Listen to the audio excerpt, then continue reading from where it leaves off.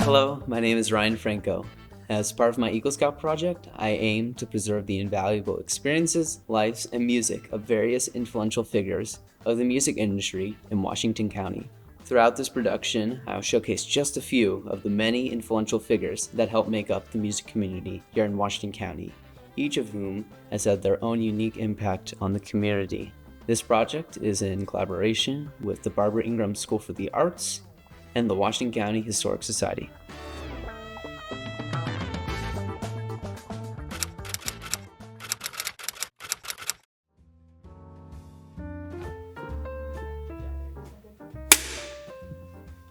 That was loud.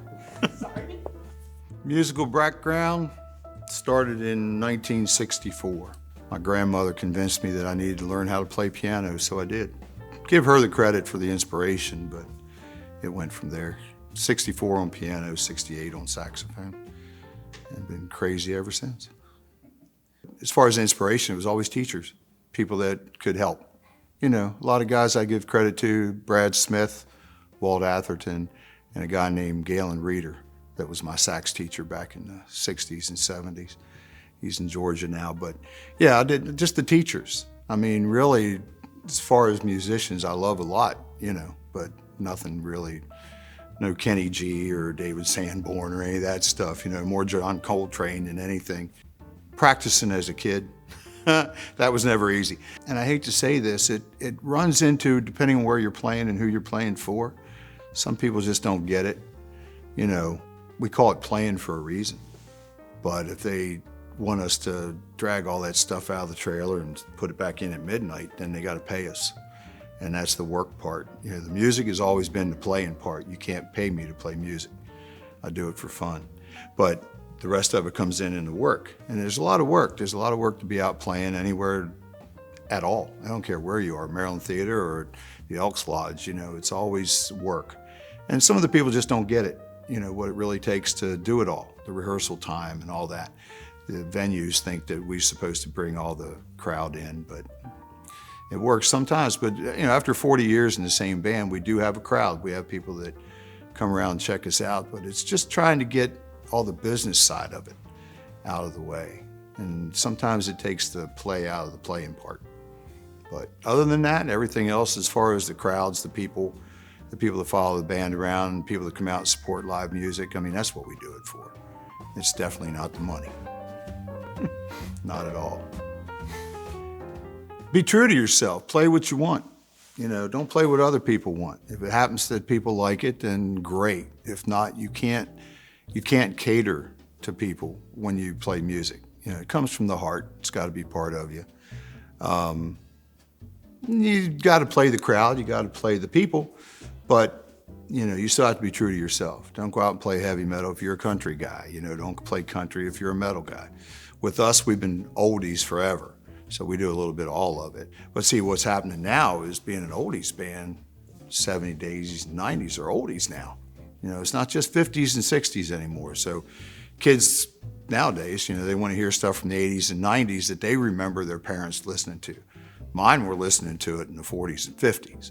Just be true to yourself, man. Play what you want to play, you know. But if you're going to go out and try to make money at it, you're never going to make a living at it, you know. It's got to be something you enjoy or you're not going to do it. Being from Hagerstown, I mean, I don't live here now, but I mean, I grew up in Hagerstown. And knowing as many people as I do, it's really cool to walk around and see people, you know, that I've known for years, 60 years. I mean, I got friends that I've seen locally lately that I've known for 60 years. And Washington County has always been really cool, especially during the days of the Blues Festival. You know, the music festivals and different venues that they have around Hagerstown. Maryland Theater has come a long way. You know, they've done a lot more for music around Washington County and Hagerstown, Maryland for that matter. There's a lot of talent in Hagerstown. People don't get it. There is so much talent in this area that Washington County holds it on to it because they keep playing us, you know. We're different places with different people, but it's still Washington County. All music has its place. Censorship is not for music. as long as it's natural. Not into the looping stuff or the AI stuff or the MIDI stuff. You know, we got to keep it simple. Got to keep it alive, keep the talent there. You know, anybody can hit a button on a computer or a computerized keyboard. You know, guys like Ryan over here, you know, with his guitar. That's gut. That's from the gut, man. It's not synthetic. I hope to see it just go where I'd like to see a lot of folk stuff come back, really.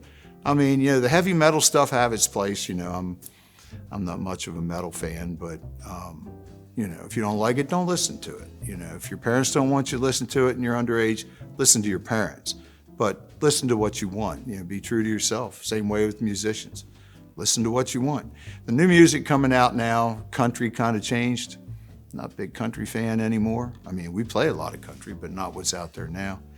But it just has to keep on going. It will, but I just hope it doesn't get, you know, this AI stuff scary. It's getting scary. So as long as musicians keep true to themselves, play their own music, play their own style, I think music will be just fine. I got involved with the mic program. We're collecting instruments to give to students who don't have the means to collect their own. We've got about 60 or 70 instruments already stored downstairs here at Barber Ingram. Coming up, we got carnivals, festivals. You know, it's been 40 years with this band, and we just keep on rolling, man. Some new stuff, we're still playing some of the places we played 30, 40 years ago. But as far as projects, we got some pretty nice festivals coming up. Decade series with, it used to be What's in Your Neighborhood. I'm not sure what they are now. But anyway, just local stuff mainly. We travel Harrisonburg to Harrisburg. We don't go too far. We stay local, and we're all a bunch of local guys now. So, you know, we're doing whatever we can to get out and play our music. But if they want us to play it there, they're gonna have to pay us to get it out the trailer. About 6 or 7 years ago, I played the national anthem for National Night Out for the Housing Authority at Hagerstown. And one of the girls that was working there, still is, recorded me doing the national anthem.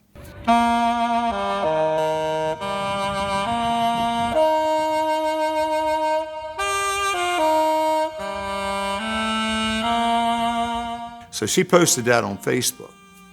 And a few weeks later, I was playing at the Sun Stadium, and my wife texted me and said, "Your video has 100 or 1 million views." I'm sorry. I said, "No, you mean 1,000." She said, "No, it's 1 million." So I checked and looked, and it was. It had already hit 1 million views. So I started getting all kinds of questions about the national anthem. Will you do it here? Will you do it there? Well, it got to Baltimore. And some friends of mine, some local guys here in Hagerstown, as a matter of fact, Van Schau, best trumpet player I ever played with. Brad Divins, who happens to be from Wrathchild America and Kicks. All right, he's fixing to go mixing now, or fixing to get mixing. Anyhow, him and Van were inducted into the Hall of Fame in 2018, and I went to Baltimore and played the national anthem to open up that one. So the Hall of Fame in Baltimore got wind of me and the anthem and the fact that I had the cruisers together for so long. And then in 2019, I was nominated and I was put into the Maryland Entertainment Hall of Fame.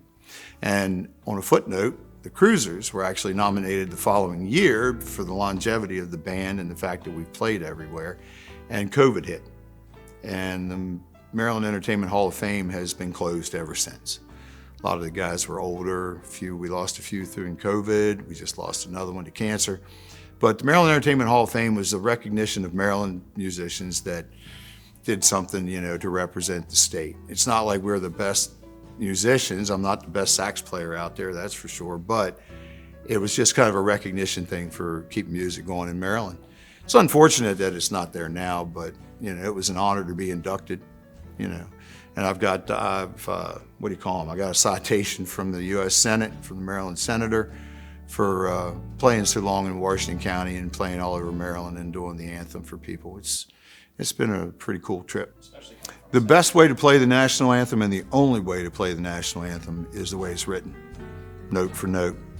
You know, everybody talks about Roseanne Barr. Okay, singing it is one thing, playing it's another. Singing it is tough. Believe it or not, that is one tough to sing. But if you're going to play it and you're going to present it to people and you're going to represent the United States, you play it the way it's written. You don't vary at all. I hit a high note that people say isn't in there, but it is. If you listen to it, It's the highest note in the song, so I hit it. Other than that, note for note. You know, I hate to see our national anthem butchered, and it happens a lot. And some of my dear friends have played the national anthem, and I'm sorry, but it just doesn't work. Ryan and I were talking about it earlier. He's going to be playing it at the new stadium. And as long as you play it the way it's written and sing it with your heart, that's the only way to do it. I can't sing and play at the same time, but I am in my head, you know. But yeah, you absolutely have to play it the way it's written, or just don't bother doing it. The owners of Thunder Roads were having a Veterans Memorial out there probably 2017, 18, and they asked me to find a trumpet player for them to do the national anthem. Well, I found one. He'll remain nameless at this point. And he's like, man, I can't do it. And I said, what do you mean you can't do it? I can't do it. What if I mess it up? I said, you're not going to mess it up. So the owners said, well, if he won't do it, will you? And I said, well, sure. So I did it up there, and that's how the Housing Authority found out and the veterans found out. So I've done it at all the veteran memorials. I've done it for Vietnam. I've done it for Korea, World War II. You know, a lot of political rallies. It's been fun, man. It's been fun, and I have made 0 cents playing the national anthem. It's got 31 million views now on social media, and I make nothing. I ask for nothing to play the national anthem. Never will. People have tried to pay me. Nah, can't pay me to play me. You know what I mean? I just can't make money off of that. Not going to.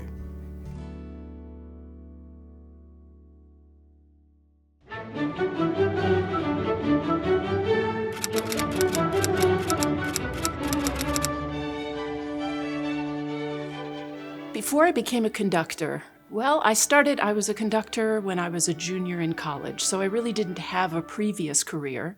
I started to study the violin at the age of 7 and really never looked back in terms of what I wanted to do in music. I briefly flirted with an idea of being a lawyer when I was in college because I majored in philosophy and didn't major in music.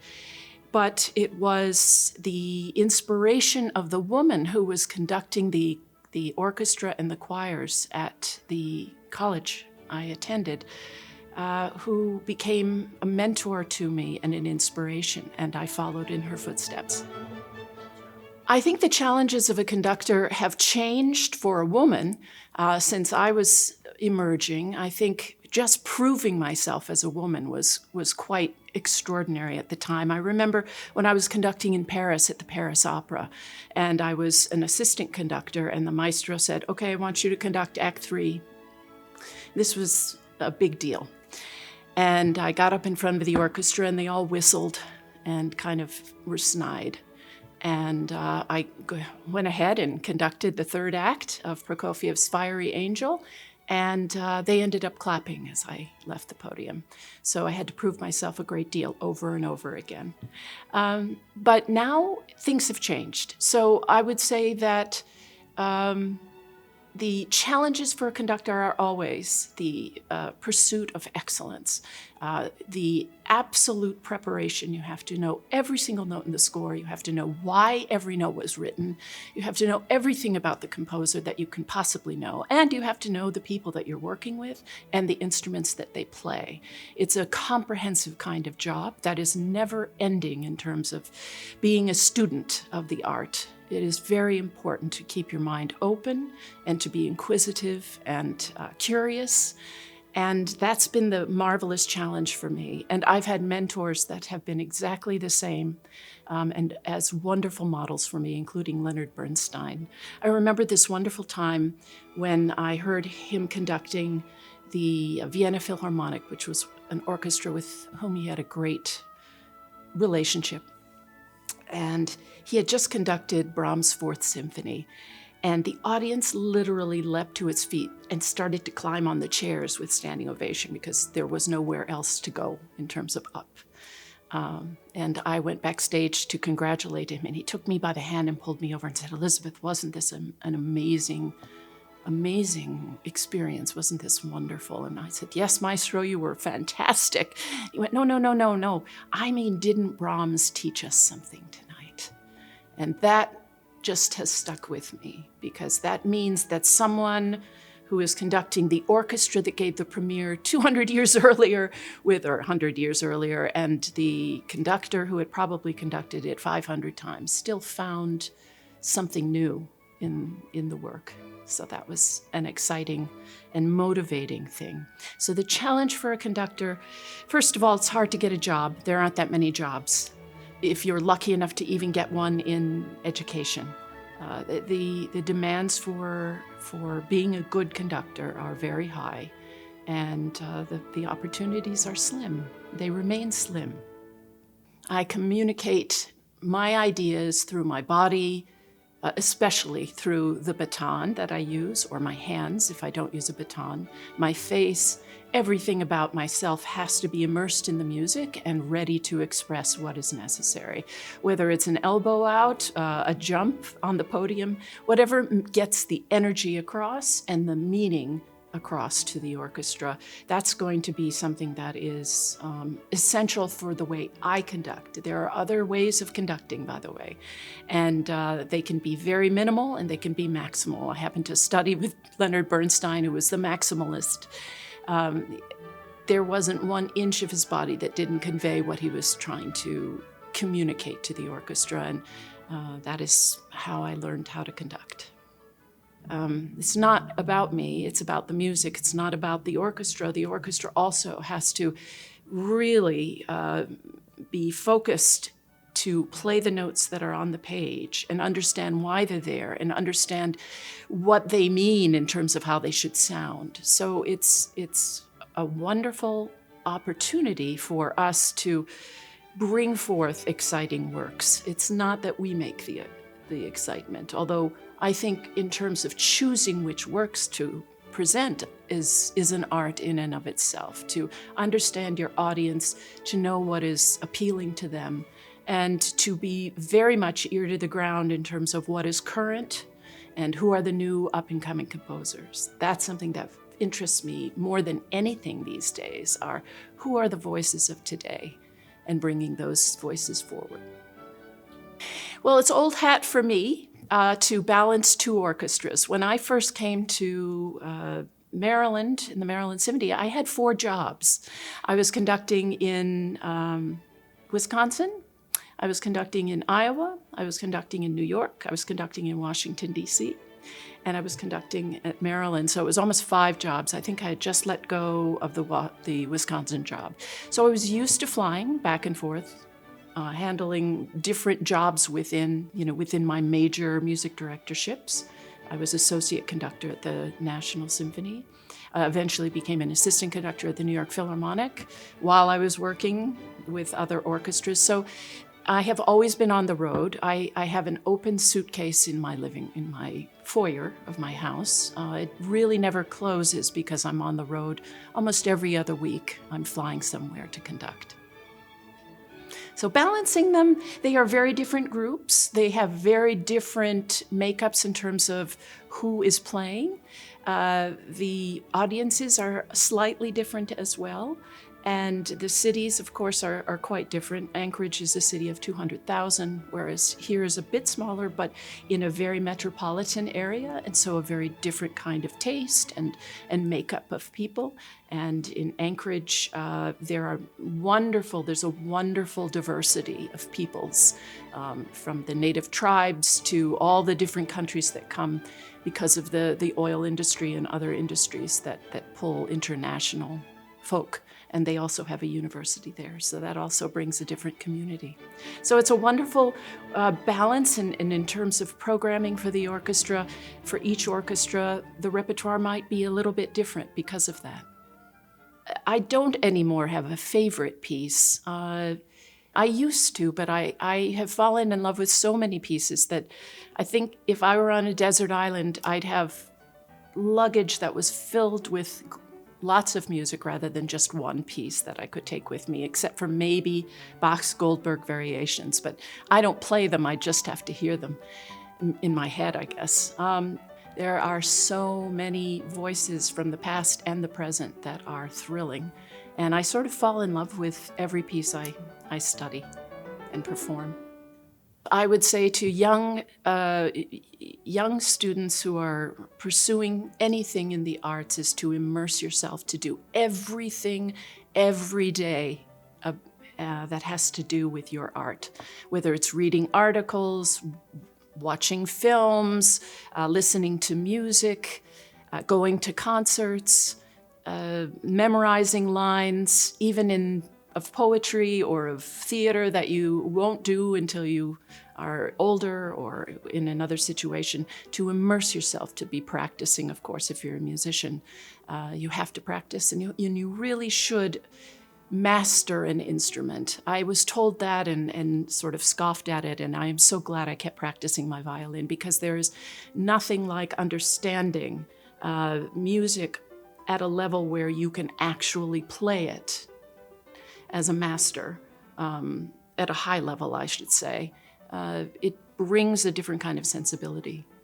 And if you have the knowledge of the history of music or of film or of theater, and can understand the silent films, and I understand the Baroque music or the Renaissance music. Renaissance music I never do, but do I understand it? Have I studied it? Yes, I have, because it informs. It informs everything that we do, even into the 21st century.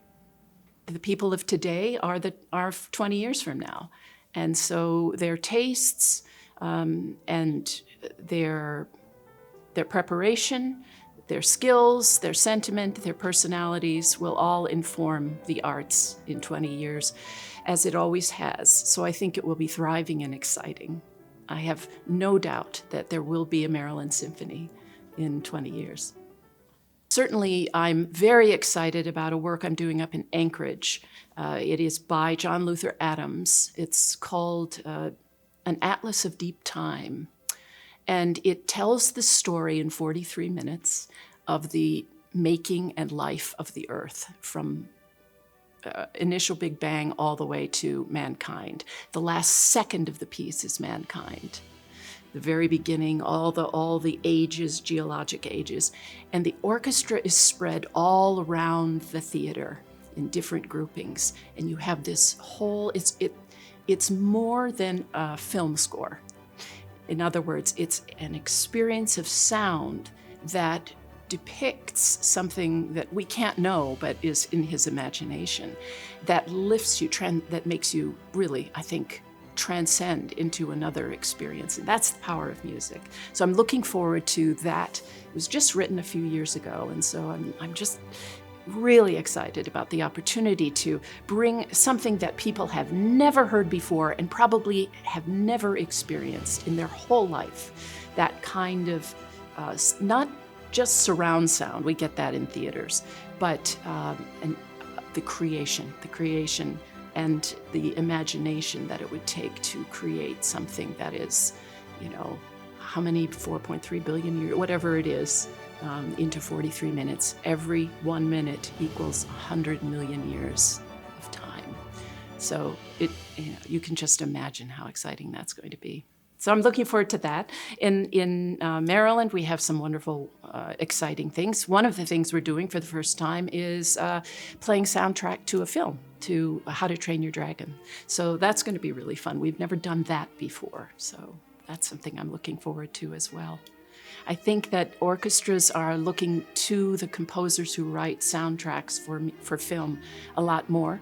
And I think that the future for young composers is in film and gaming. So it's very exciting for us to be involved in that and to bring the great music that's written for those films and for those games to our public as well. Washington County is an extraordinary place. It always surprises me. And I was told when I first came here, it will surprise you with its vast cultural opportunities and the really wonderful, warm, inviting spirit of the people. The immense talent that is throughout the county in terms of artists and actors and poets. I mean, we have I think, just a rich tapestry of art and culture here in Washington County. And the place itself is so beautiful. I always say that I'm very lucky to work in two of the most beautiful places in the United States, Alaska, and Washington County, Maryland.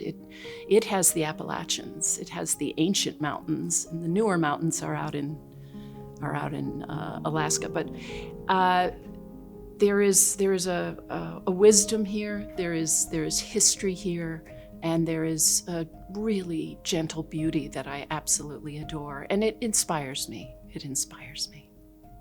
I've been here 25 years now, and that marks a milestone for the symphony orchestra as well, the Maryland Symphony, which I'm the second conductor, and the first conductor was someone that I performed with in my early time as a conductor. So I remember Barry Tuckwell telling me about this wonderful orchestra he was conducting, and who knew that 7 years later I would be taking the podium. And over those years, I have watched the orchestra grow and thrive. It has grown with the community.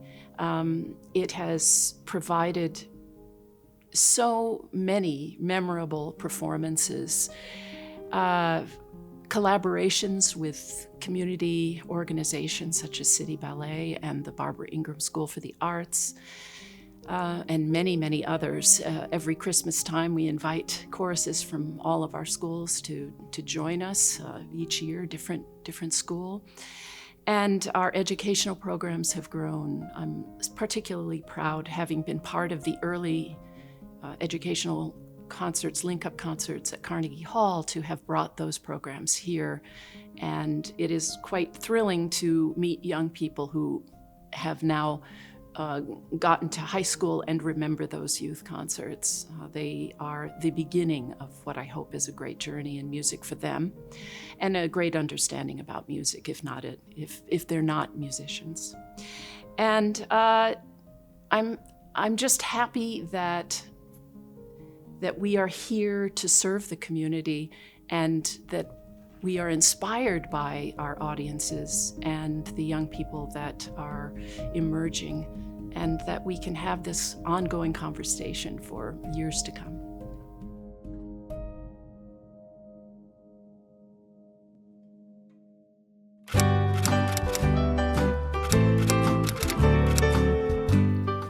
So my background in music was I played with some local groups and a couple of key friends of mine, duos. So I was performing a little bit, but I was also teaching at a local music store. And that was kind of, how should I say this, an unexpected thing for me. I really had never taught before, but I walked into this local music store and the owner asked me if I could teach on some of the instruments, and I said, sure, why not? And I got into it basically because I wanted to kind of hone my own chops, but also I really enjoyed teaching. Being able to teach locally was a big impact, and from there it just kind of evolved into, I was really interested in making an instrument for myself. So when I decided that I wanted to make guitars, I reached out basically throughout the United States at that time. In 1985, there were a few schools that taught the art of lutherie. There were maybe 3 at the time that were really prominent, and I kind of did my research. The biggest school at that time was out in Phoenix, Arizona. I was going to head to that school. I thought it was a great opportunity.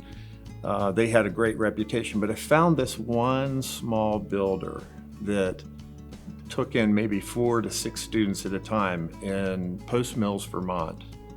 And his name is George Morris, and he was a graduate of one of the lutherie schools in Vermont as well. And I talked to him on the phone, and I realized talking to this guy, it was very hands-on. He was very personable, very knowledgeable. And so I decided to head to Vermont to learn the trade. And I did an apprenticeship there for 3 months and built 2 instruments. If I had to think about inspirations I had growing up, I would have to say they came from music in general, artists, listening to artists, listening to the diversity of music at the time. I grew up in the 60s and 70s and 80s, and there's such a wide variety of music at the time, just like now. That caught my ear, and listening to the different textures of these artists using different instruments, different rhythms, that really inspired me to want to kind of pursue maybe a different voice. And it was always focused more on the music. For me, personally, it wasn't so much lyrics. And I don't know if everybody's wired this way, but I feel like some people are geared toward a lyrical presentation, and others are more on the musical sense of it. For me, it was the musical sense. So I was always listening to the textures and the quality of what I was hearing, and that's what really spoke to me. So the business of beard guitars kind of evolved. It wasn't something that was really planned. I made my first two instruments, and I was touring in a musical group at the time, mostly on the East Coast. And I had folks come up to me after the show, and they would ask, "Where'd you get that instrument?" I was playing my own instrument at the time. I said, "Well, I made this." And these folks that I would encounter would say, "Well, I play that instrument. Could you make me one?" It evolved because playing on the road full-time was not quite full-time for what I needed as far as monetarily and as a career. I saw building instruments as another opportunity to maybe make a little bit of money, and it was something I was really passionate about. So that's really how I got started. That the first year that I was touring with these instruments that I made, I got commissioned to make some instruments for some other folks, and it kind of snowballed from there. So Beard Guitars specializes primarily in resonator guitars. We do make acoustic instruments as well, acoustic guitars. I've made some banjos, various other instruments, string instruments, but my focus was resonator guitars. And so we're not like a standard acoustic guitar company. The resonator guitar, of course, is an acoustic instrument that has this diaphragm, a metal diaphragm inside of it that really helps project the sound. And that instrument was invented in 1927 in order to compete with ensembles that were quite large at the time. In the 20s and 30s, it wasn't uncommon to have these huge guitar ensembles, and it was hard for artists that wanted to solo to be able to be heard. And this was kind of before, right on the edge of being before amplification was readily available. So the instrument that I specialize in at Beard Guitars is a resonator instrument. It's a mechanically driven process to make the volume of the instrument a greater volume to be easily heard. And right after it was invented, it kind of became obsolete because that ushered in the time period of electric guitar and pickups and that type of thing. So it was really only relevant for a short time. But like so many other things in the music world, right away there was a void that was filled for a short time, and people picked up on it and recognized that sound and started to do something different with it. And that was Hawaiian music. In the 20s and 30s, Hawaiian music was very popular. It was starting to hit international fame with recordings and that type of thing, broadcasts. And it turned out that the resonator became very useful for that sound. My instruments today are, you would consider them second or third generation instruments. They're not built like the originals from the 20s and 30s. I try to incorporate a lot of new technologies to get a better sound, to get more volume and more output. Structural differences today, that's something that I work on a lot, is to make sure that the instrument physically holds up against the rigors of time, because it's a very delicate instrument. So Beard Guitars today is kind of on the more on the cutting edge of technology. We put a lot of effort in developing new techniques, new designs, and we're constantly looking to be able to make that instrument more expressive. And so there's a lot that goes into the design of these instruments, because we are so driven to make the next generation of resonator guitar. We try to incorporate things with all of the materials that will offer a different voice. the thickness of the metal that we use, the way the metal is formed, the wood, the thickness of the wood, the way it's braced. And this is kind of analogous, of course, to violin making. It's the same thing. Every little thing you do to the instrument really shapes that finalized sound that the artist has to work with. So I grew up here in Washington County. I've lived here all my life, and I just never saw a need to really move. There wasn't a geographic area that I wanted to move to, so I just out of dumb ignorance decided to stay where I am and develop this business. And then I realized getting into it, well, it really doesn't matter where you're located. If you reach out to the community has a way of organically supporting you. And those needs that you might have, whether it's in the shape of artists coming into the shop or whatever, that just kind of organically happens. And so Washington County has really supported that. I have a lot of friends that work in the city of Hagerstown and Washington County and the surrounding towns that are constantly giving me some feedback and guidance. When I'm looking for something in particular, I can reach out to this network of people, and it's really no different than being in some sort of an ensemble or musical group. And depending on the qualities of all the other artists, they all can have this contribution to the total sound. And as a business, Beard Guitars is very much that same way.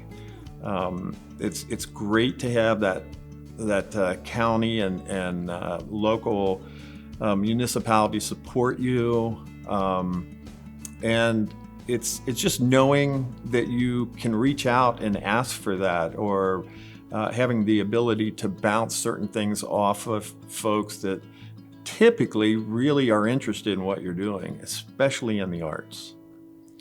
So I get asked the question a lot, with over 1 million plus guitars being manufactured every year. Actually, the number's a lot higher than that. I get asked this question: how can we support guitar or stringed instruments? Are we going to cap out according to the population? And what I've noticed in the research that I've done and just looking at the trends, at the turn of the 20th century, everybody had a piano in their house. Well, not everyone, but most people had a piano, and then eventually maybe an organ. But now, guitar, stringed instruments, violins, mandolins, whatever, acoustic string instruments are so popular, and they're a small enough, affordable enough item that most homes not only have one, but they may have 4 or 5 instruments. So the future is very, very good for the support of the arts for manufacturing stringed instruments. And it's no different for Beard Guitars. We see steady growth every year. There are more young people getting into playing, and that's just a wonderful thing to see this craft or this art continue on, and it continues to shape and morph into different things. Nonetheless, it is very healthy, and steady growth is there.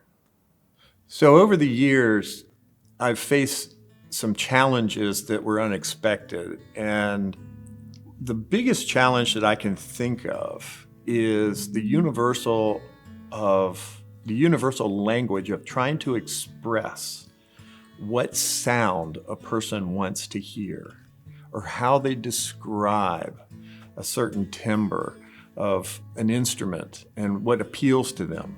When I started into the business, I kind of thought that I would focus just on the design, making a better instrument, and having a mechanical engineering background, I was so focused on making it a better instrument, but I didn't really think that much about sound, about improving the sound until I started working with some artists, some internationally known artists.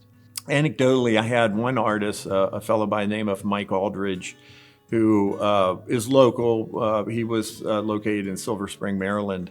He would come to my shop and he would describe a sound that he was looking for in an instrument. And he might say, you know, I need the tone of that instrument to be a little warmer, maybe punched up just a little bit in the high mids. He kept saying, no, this instrument isn't warm enough. And so my perception was, well, I'll try something with mahogany as opposed to, say, maple, because maple tends to be a very bright sounding wood, and mahogany is definitely richer, a little warmer. I ended up making maybe 4 prototypes for Mr. Aldridge, and every one of them he would point something out about the tone of the instrument. And it was the opposite of what I felt as a builder that I was hearing. It was the opposite of how I expected him to react. He was the master at playing that instrument. He had an incredible set of ears and he knew what he wanted to hear.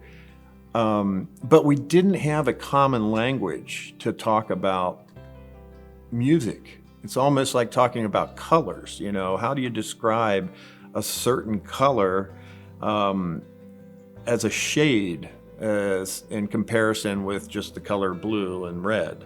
And the only way that I could come up with a solution was to make prototypes and keep asking him the same question. What are you hearing and how would you describe it and what is it that you want to hear?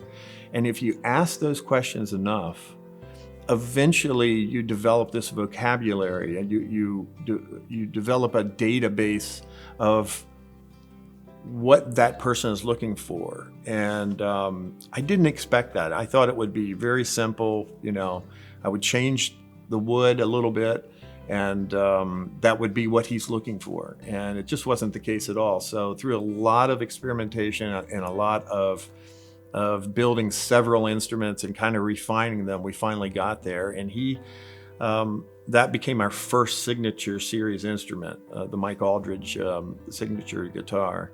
So that experience alone was just so valuable for what I was doing and what the business needed to do in order to fit these requirements and needs for these artists.